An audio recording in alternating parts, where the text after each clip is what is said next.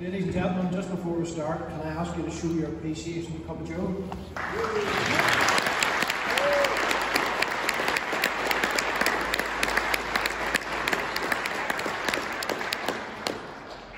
For those of you who don't know me, I'm Crozier. I'm the Chief Executive of the Ulster Scots Agency, and it falls to me to welcome you here to this very special event.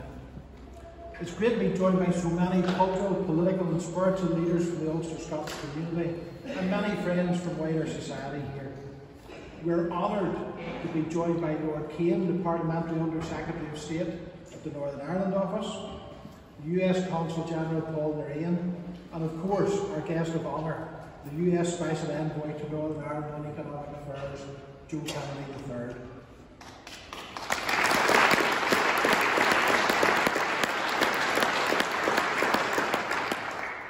It's been a very busy week, marking 25 years since the signing of the Belfast Agreement. The Ulster Scots Agency came about through that agreement, and we were keen that amidst all the high-profile events that there would be, that there should also be a landmark event for the Ulster Scots community. You could nearly say we felt the hand of history upon our shoulder. And what better landmark than to bring the American Declaration of Independence to Belfast and to remind everyone, including the Ulster Scots community, of our greatest achievement, helping to found the United States of America. And just in case anyone missed what President Joe Biden said last week, we've printed it here in big letters for you. The family ties and the pride in those Ulster Scots immigrants who helped found and build my country run very deep. Men born in Ulster were among those who signed the Declaration of Independence in the United States, pledging their lives, their fortunes and their sacred honour for freedom's cause. Those words were deeply appreciated. The achievements and often the existence of the Ulster Scots community is often much better appreciated in the US than it is here at home. And this is a timely reminder to us all that the Ulster Scots are a vibrant community with a global legacy. People often think we were important in the founding of America because our experiences in Ireland meant that we could fight. That's true enough. But the Declaration of Independence owes much more to the ideas and the values of our community than our fighting skills. And that's what this new exhibition is all about. It explains how decades of teaching and preaching and writing by Ulster Scots Presbyterians in places with names like Crozier and Huddleston spread a demand for liberty, which in 1776 resulted in the Declaration of Independence, bearing the names of two Ulster Scots, Charles Thompson and John Dunlop, born not in America, but here in Ulster. In 1775, the Presbyterian minister in Mecklenburg, North Carolina, the Reverend David Caldwell, preached this: "Our forefathers sacrificed at Londonderry and Enniskillen that they might hand down to us the fair inheritance of liberty and the Protestant religion. In the defence of their rights they have set us an example which ought not to be disregarded." Today, that inheritance of liberty is an inheritance for all Americans, not just those of Scotch-Irish heritage. And in exactly the same way, our Ulster Scots heritage can be an inheritance for everyone in Northern Ireland, not just those of us who are Ulster Scots, because it has helped to shape the world that all of us live in. President Biden also said, "Your history is our history, but even more important, your future is America's future." It's my earnest hope that our shared inheritance of liberty can also be a shared inheritance of prosperity, and particularly as we approach the 250th anniversary of American independence in 2026, that we can all grasp the huge opportunity that our Ulster Scots kinship with America presents, not just to create economic opportunities, but to inspire future generations. It will take all of us here working together to achieve it, but I believe that with goodwill and with the help of Special Envoy Kennedy and others, that we can and we will achieve it. I haven't done the long list of thanks that's needed for an event like this today because time simply doesn't allow it, but you'll find something printed on your running order. But I do have to place on record our thanks to the National Archive of the UK for the loan of the Declaration of Independence, and I also have to thank the next speaker.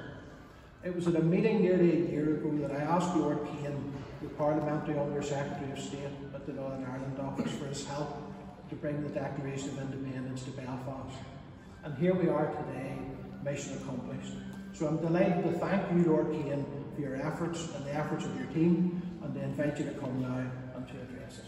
Thank you.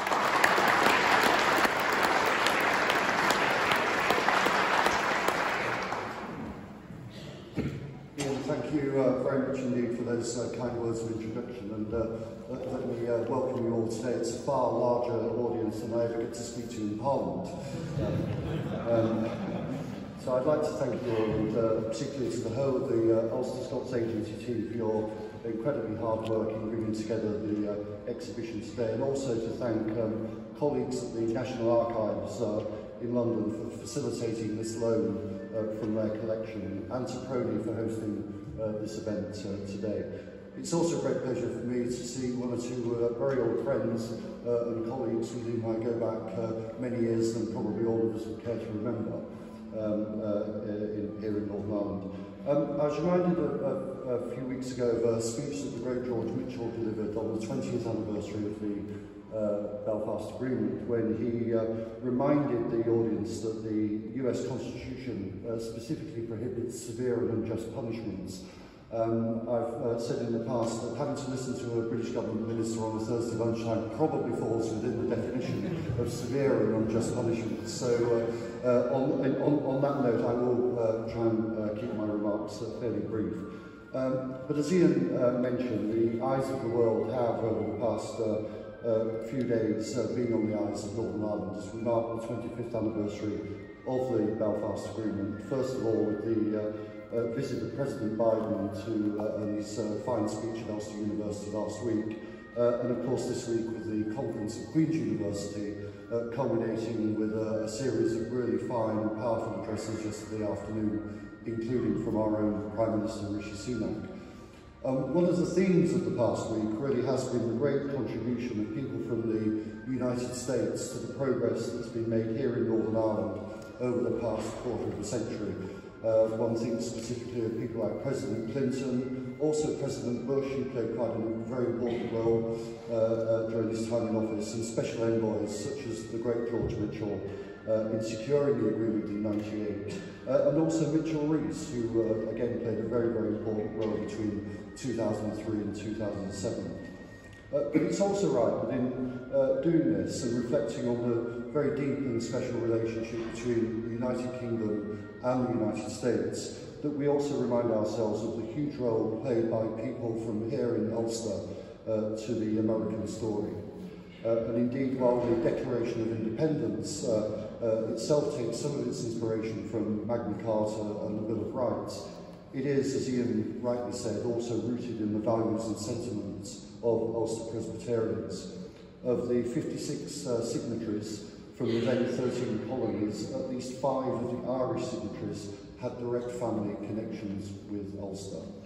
And of course, John Dunlop himself, who printed the broadside that we will see today, was born in Strabane, emigrated as a young boy to the United States, served in the 1st Troop Philadelphia City Cavalry, and saw action with George Washington at the battles of Trenton and Princeton. So the contribution of Ulstermen to the establishment of the United States is significant and was recognised at the time, as George Washington himself reportedly said, quote, "If defeated everywhere else, I will make my last stand for liberty amongst the Scots-Irish of my native Virginia." And as Ian again mentioned, that recognition was repeated by President Biden at the Ulster University last week, and I do pay tribute to the very powerful way in which he did that. So I sincerely hope that the exhibition that opens today will serve both as a testament to the personal contribution of Dunlop himself to the development of the United States and to the Ulster Scots community more broadly. I think we all recognise that one of the great successes of the past 25 years here has been the promotion of Northern Ireland as a tourist destination, with large numbers of people from the US coming to visit world-class attractions such as Titanic Belfast just across the road there.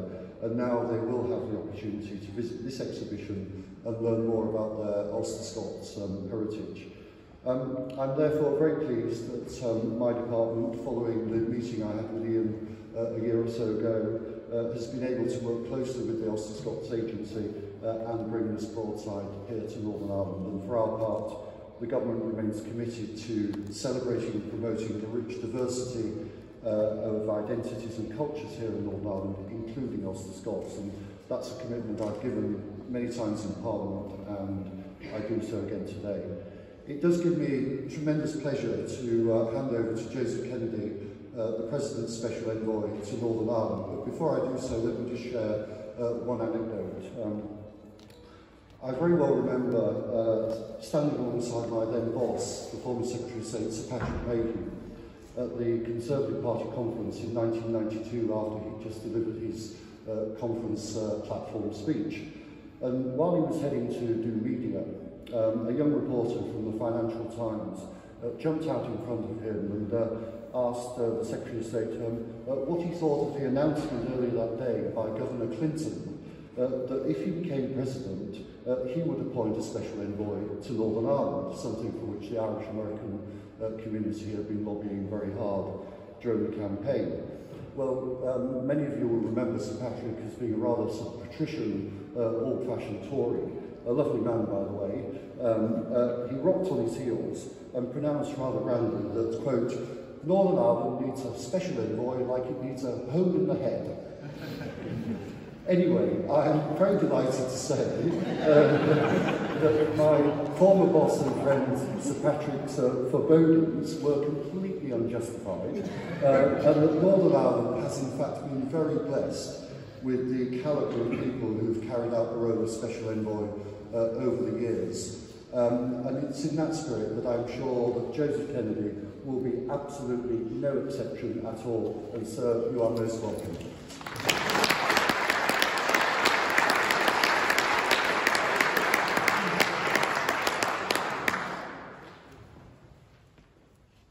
Thank you. Lord Caine, I appreciate the introduction very much, sir. I think as some of you know, I spent nearly a decade as a member of the United States House of Representatives. And if there's one thing that I take from that experience, it was always good to set expectations low and then meet them. And so if the expectation is that I will be as useful as a hole in the head, then it's a great place to start. Ladies and gentlemen, thank you for the warm welcome to Northern Ireland. Over the course of the past 10 days, we have had an extraordinary visit, beginning with President Biden's visit again last Tuesday or so, and culminating over the course of these past days with an extraordinary conference to highlight the people of Northern Ireland at Crozier University. So thank you for having me, thank you for the warm welcome, the reception. My wife and my two young children were here as well, and they couldn't have had a nicer time. Truly, thank you. I also want to thank David Huddleston as well, and Ian Crozier. Thank you for pulling this together. I'm incredibly excited to be here. This is beautiful. You all might not have seen, but our incredible Consul General Paul Moran's up front took a couple of nice snapshots of the President's words here. It has also been my experience in now being a member of the U.S. Department of State as a presidential envoy, showing senior members of the administration how their words end up in big block posters and sending it back to them is never a bad idea. So well played already, Mr. Consul General. I think many of you saw perhaps the speech that was referenced by President Biden at the University of Ulster University campus at Belfast last week. His focus was on the future, and he singled out a number of young men and women who play a crucial role in Northern Ireland's economic progress. He also reflected on our common values, drawing on early immigrants to the United States, whose profound contribution to our traditions and values help set our framework and our stage going forward. Between 1717 and 1770, over 250,000 sailed from Ulster in search of a new land, free from persecution. Coming ashore in Pennsylvania, many journeyed west to the town of Lancaster, where they bought wagons, and then south along the Shenandoah Valley, towards Virginia and the Carolinas. Passing through the president's own birthplace in Scranton, the route became known as the Great Pennsylvania Wagon Way, where the Scots-Irish tradition embedded itself in the American colonies. These rugged, determined men and women rose to every challenge that they faced. Traveling along Interstate 81 today, farms, schools, the churches that you can still see are part of that legacy. Many of those individuals became generals, writers, academics, and a few became presidents. Thomas Dunlap was one of those miners. As many of you know, Dunlap emigrated from Ireland and had the honor of printing the very first copies of the Declaration of Independence. When he sent the original version of the Declaration to his presses, few would have thought his words would have been as relevant today as they were then. We hold these truths to be self-evident, that all men are created equal, that they are endowed by their Creator with certain unalienable rights, and among these are life, liberty, and the pursuit of happiness. Printed on the night of July 4th, 1776, only 26 copies of those Dunlop broadsides are known to exist. It's my special honor to be able to view one of those with you today. I can't mention Mr. Dunlap without acknowledging the deep and historic ties between our people. It's a small island, but the contribution that your forefathers have made to the traditions and values of the United States is profound. I want to thank organizations like the Public Records Office and the Ulster Scots Agency who preserve our shared history for future generations. It is through moments like this, in these documents, not only are those that we can see them and relive and re-experience that history, but we commit ourselves to the values and the ties that united us in the first place. Thriving partnerships in commerce now connect the United States and Northern Ireland in ways that our earliest immigrants obviously could scarcely have imagined. I've been fortunate to learn about a few more this week. One of them that is particularly relevant to me and tomorrow is that instead of taking 6 or 7 weeks to cross the Atlantic, I hopefully will be able to do it in 6 or 7 hours. As a special envoy for Northern Ireland for Economic Affairs, my hope is to be able to continue that two-way trade and investment, and travel, people, and strengthen those ties even further.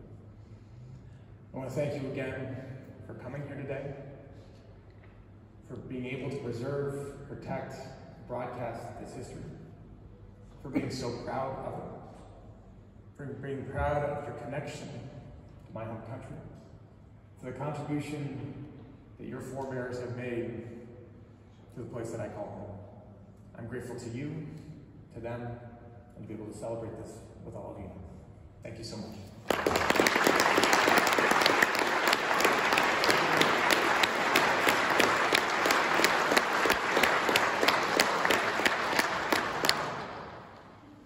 Thank you, Special Envoy Kennedy, for your support and interest. Thank you for attending today's event. Good afternoon, everyone. My name is David Huddleston, and I'm Acting Director of the Public Record Office of Northern Ireland, or PRONI as it's more usually called. I also perform the role of Deputy Keeper of the Records of Northern Ireland as set out in the 1923 Public Records Act. I'm delighted and I extend my own welcome to Joe Kennedy III, US Special Envoy to Northern Ireland for Economic Affairs, Lord Caine, Northern Ireland Office Minister, Paul Narain, US Consul General, and Ian Crozier, Chief Executive of the Ulster Scots Agency. You're all very welcome to PRONI. I'm also delighted to welcome all of you, and if this is your first visit, and I know it will be a first visit for some of you, I hope it will be the first of many. And I also give a big shout out to all of the PRONI staff who are up on the first floor and the second floor.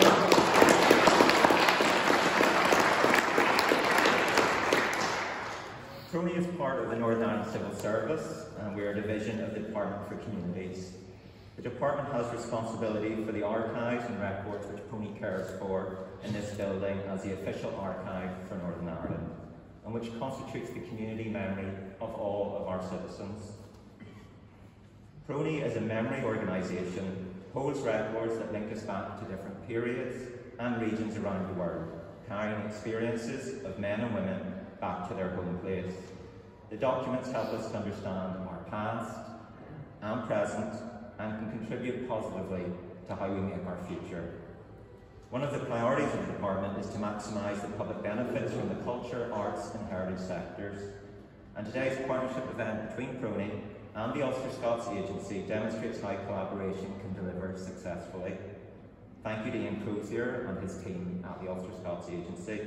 Today is a day of firsts. It's the first time that an original 1776 US Declaration of Independence or Dunlop broadside has been on public display in Northern Ireland, and the first time the National Archives UK have loaned the Declaration to Northern Ireland.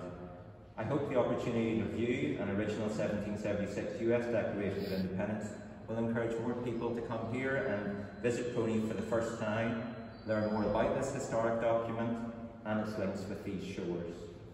I express my sincere thanks to the team at the National Archives UK, and I acknowledge the support of the Northern Ireland Office in facilitating the loan of the Declaration. I should note that today is one of a series of events that PRONI is hosting during 23-24 to mark the centenary of the Public Record Office. We will be exactly 100 years old on the 22nd of June this year, a major milestone for public records and public record keeping in Northern Ireland.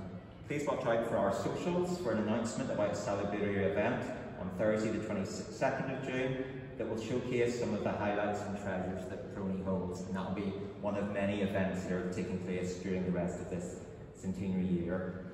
So in this centenary year, we are delighted to be able to host the Ulster Scots and the Declaration of Independence exhibition behind me, which explores one of the great documents of the world, one that for its time was both revolutionary and groundbreaking. We hope you will reflect on the significance of the Declaration, the local contribution to it, and the impact it made. And I'm asking you please to encourage family and friends to visit the exhibition over the next 3 months. We really are, we're so keen to have visitors coming through to view the exhibition. Over the last 100 years, PRONI has amassed more than 3 million records, dating our earliest document dates from 1219 up to very recent modern records. And a small selection are on display today in our reading room up on the first floor, on the floor above you. Of particular note are original letters between William Drennan and his sister Martha and brother-in-law Sam McTeer, one dating from the 3rd of April 1776, commenting on the American War of Independence, and the other from the 13th of July 1791. And it records a list of toasts just on the back of the letter, and to various individuals, but the toasts also include the United States of America, President Washington, Congress, and the memory of Dr. Franklin.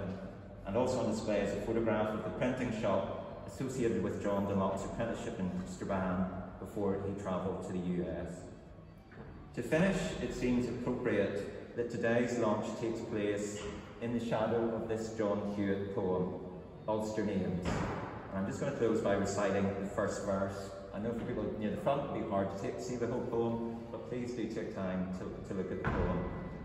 I take my stand by the Ulster names, each clean hard name like a weathered stone.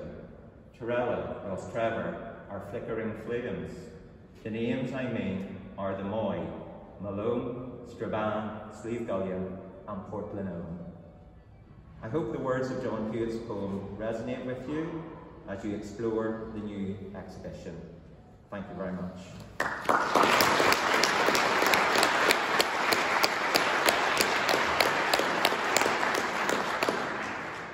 now going to invite Special Envoy Joe Kennedy to formally come and open the exhibition. A pair of scissors.